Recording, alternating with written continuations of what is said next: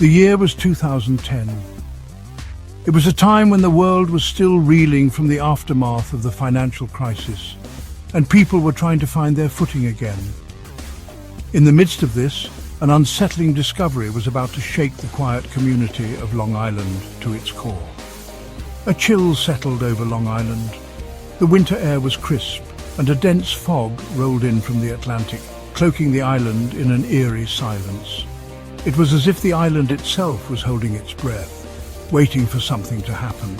It began with a routine patrol, a search for a missing young woman.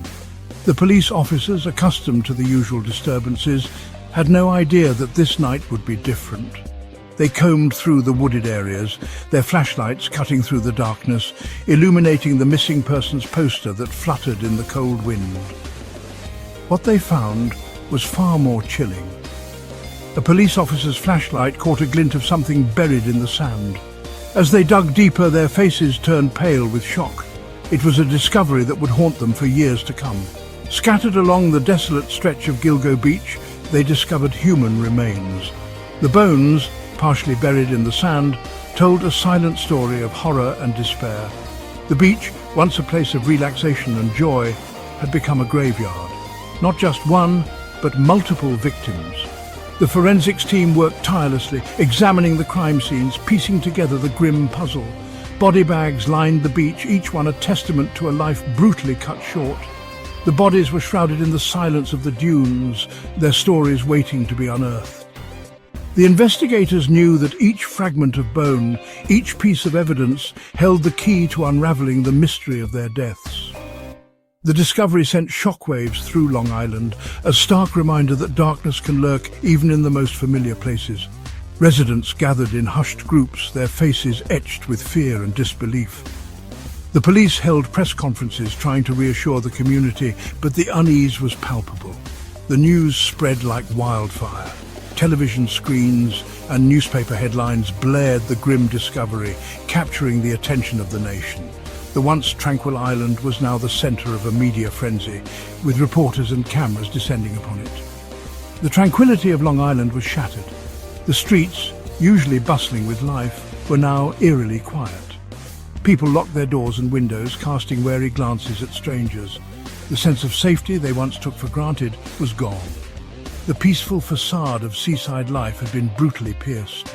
Beachside houses, once symbols of idyllic living, were now marked with police tape.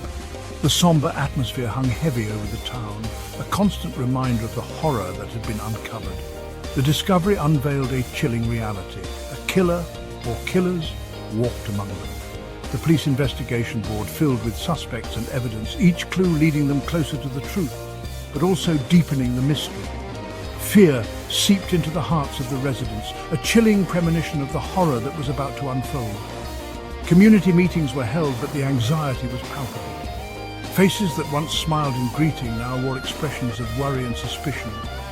The discovery had changed everything, and the true extent of the horror was yet to be revealed. The victims were mostly women, their lives tragically cut short.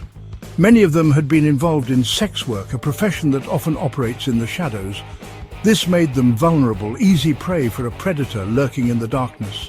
The killer targeted the marginalized, those society often overlooked. Their families were left with unbearable grief, their cries for justice echoing in the windswept dunes. The investigation began, a race against time to catch a killer and bring solace to the grieving families. The shadow of fear stretched across Long Island, a chilling reminder that no one was safe. The victims, 10 in total, became tragically intertwined with the desolate landscape of Gilgo Beach. Their names and faces were etched into the public consciousness, a haunting reminder of the fragility of life. These women were not just victims, they were daughters, sisters, mothers. They had dreams, aspirations, and loved ones who mourned their loss. Their stories, though fragmented and incomplete, painted a picture of vulnerability and desperation. The discovery of their remains on the desolate beachfront transformed Gilgo Beach into a somber graveyard, a place forever marked by tragedy. The investigation was extensive. a complex puzzle with seemingly endless pieces. The police followed every lead, however faint. They meticulously combed through evidence, desperate for any clue that could lead them to the perpetrator. The case quickly gained national attention, drawing in seasoned detectives and forensic experts. Over 100 tips poured in, each one meticulously analysed for its potential to unlock the mystery. Countless suspects were interviewed, their alibis scrutinised, their possible connections to the victims investigated. The pressure mounted, the desire for justice growing with each passing day. Section 5. Whispers in the Dark. The investigation continued, a relentless pursuit of the truth. Sketches based on forensic evidence and witness testimonies were released, hoping to put a face to the nightmare. Profiles of the killer were constructed, attempts to delve into the mind of a monster. Theories abounded, whispered speculations that circulated through the community and beyond.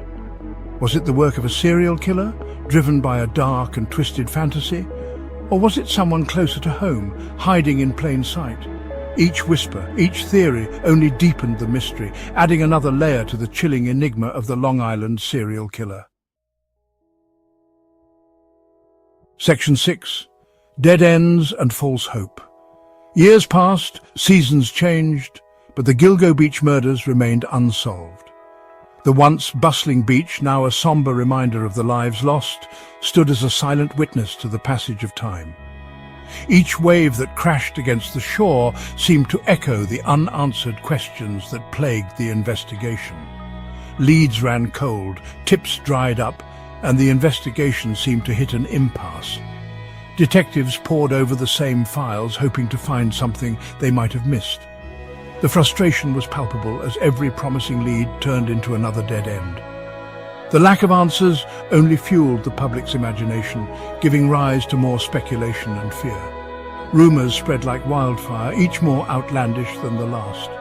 The community, once tight-knit, began to fracture under the weight of suspicion and paranoia. The families of the victims clung to hope, their grief compounded by the agonizing wait for justice. Vigils were held, candles lit in memory of those lost, their flickering flames a symbol of the enduring hope that one day answers would come. The pain of not knowing was a constant companion, a shadow that loomed over every moment. False leads and dead ends became a cruel reminder of the elusiveness of the truth. Each new piece of evidence that failed to bring closure was another blow to the morale of the investigators. The empty police station at night, with its dim lights and silent halls, mirrored the emptiness felt by those seeking justice. The killer, a phantom in the night, had seemingly vanished without a trace, leaving behind a trail of unanswered questions and a community haunted by his crimes. The dark, empty streets and the shadowy figure walking along the deserted beach became symbols of the fear that gripped the town. The sense of unease was inescapable, a constant reminder of the danger that lurked in the shadows. Section 7. A killer in our midst. The fact that the killer had seemingly disappeared into thin air was perhaps the most unsettling aspect of the case. Despite extensive searches and countless hours of investigation, there were no solid leads. The community was left in a state of perpetual unease, wondering if the killer was someone they knew, someone they passed by every day. The fear was palpable, a dark cloud hanging over the otherwise peaceful suburban streets. Could he be living among them, hiding in plain sight, a wolf in sheep's clothing? The idea that the perpetrator could be blending seamlessly into the fabric of their daily lives was terrifying. It made every stranger a potential threat, every neighbor a possible suspect. The sense of paranoia grew with each passing day as the killer's identity remained a mystery. The thought sent chills down the spines of Long Island residents, a constant reminder that evil can lurk where you least expect it. Community meetings were filled with anxious faces, people desperate for answers, for some semblance of safety. They double-checked their locks, installed security systems, and kept a wary eye on their surroundings. The sense of security they once took for granted was shattered. The possibility of more victims hidden away in some unknown corner of Long Island loomed large. Each new day brought with it the fear of another grim discovery, another life lost to the shadows. The police continued their search, combing through dense forests and abandoned buildings, hoping to find any clue that could lead them to the killer. The unsolved case served as a chilling reminder that monsters don't always lurk in the shadows. Sometimes they walk among us, their true nature concealed behind a mask of normalcy. The residents of Long Island were left to grapple with the unsettling reality that the killer could be anyone, anywhere, at any time. It was a haunting thought, one that would stay with them long after the case had faded from the headlines. Section 8. The unanswered questions. Why Gilgo Beach? What drew the killer to this desolate stretch of coastline? Was it the isolation, the anonymity it offered, or was it something more sinister, a symbolic connection that remained hidden from the investigators? The questions lingered, echoing in the minds of those who dared to delve into the dark heart of the case.